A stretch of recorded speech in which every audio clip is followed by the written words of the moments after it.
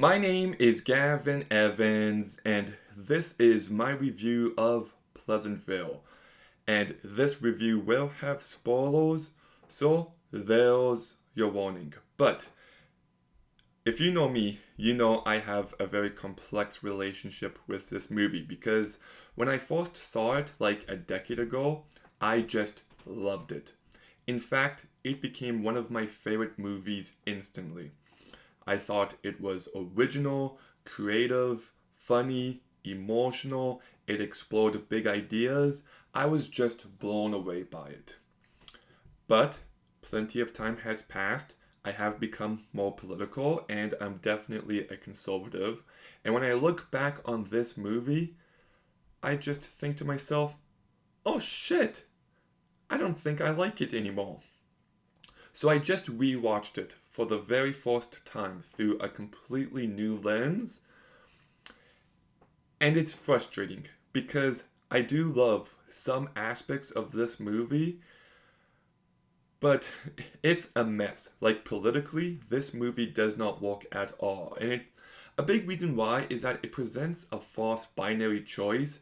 Well, it's either completely conservative or completely progressive. There's no room for actual nuance in this movie, and ironically, it makes it so the movie feels black and white. um, like a good example is that there's a scene where there's a naked woman painting on a window for everyone to see, and I think that's inappropriate. Kids shouldn't see that. But in the movie, they present it as if you disagree with that, you're such a terrible person. They don't actually talk about the topic at all. And then we've got this moment where all these teens start hooking up, and I'm against hookup culture.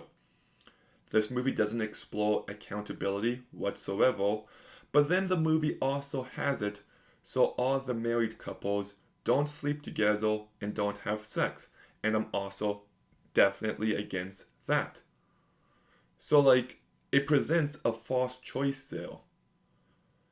And then the movie also ends where it's indicated that John Allen is going to leave William H. Macy for Jeff Daniels' character. And it's just like, well, William H. Macy proved that he can change. So is this indicating that you shouldn't try to grow together as a couple? Like, I understand if he was abusive and if he didn't change, but the movie showed that he's capable of it. So I don't agree with the happy ending of that either.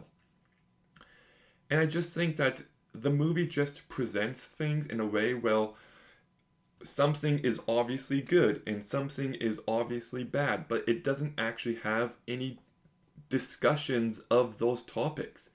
Like, it lacks honesty and it's just a very manipulative movie, I find. And then, and, and I do want to say, movies like this don't really portray conservative beliefs in an honest manner. Like, at the end of the movie, Tobey Maguire's like, there's no white house, there's no white car. And I get what the movie's saying, but I don't think people actually explore the nuclear family dynamic in an honest way. So it's just frustrating when they just make up all these beliefs that aren't even held by so many conservative people. But and that is what the movie is doing. Like, make no mistake, this movie is completely political. And then the movie also has it so if you're someone who does embrace change, you become colored, and then they use that to explore racism. It's just like, no, um, what are you doing? It's people changing based on how they act isn't the same thing as being born looking completely different. Like, no, like it's just thematically. Look, I once loved this movie, so I can understand what this movie is trying to do, but just grown up, it doesn't work. It doesn't work, and it bums me out because there's so many other aspects of this movie I love. Like, I do think the movie is very well directed by Gary Roth. The movie is visually stunning. The mixture of color with black and white is just remarkable. The production design in this movie is top notch, and I love the musical score by Randy Newman.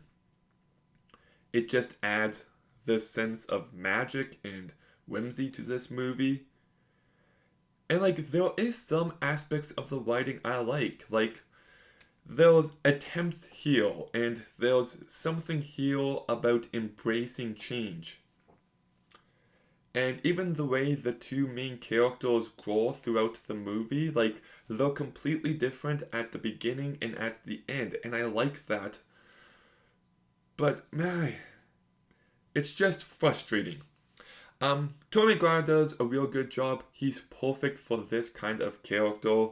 Reese Witherspoon, I think, does a real good job as well. William H. Macy, he's great. Joan Allen, she's great. Jeff Daniels, he's really good. J.T. Walsh, he's great. Paul Walker, he's perfectly fine.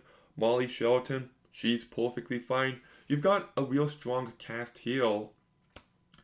And there are some funny moments. The scene when there's a fire and Toby keeps shutting out, "Fire! Fire!" And then he's like, "Cat?" And then they get up then. Like, comedy gold. So this movie just pisses me off because I do want to love it. I love it when people take original ideas and creative ideas and use that to explore big ideas. But I think the conversations this movie is wanting to have are very one-sided, and they're not honest or meaningful, and it just lacks any bit of nuance.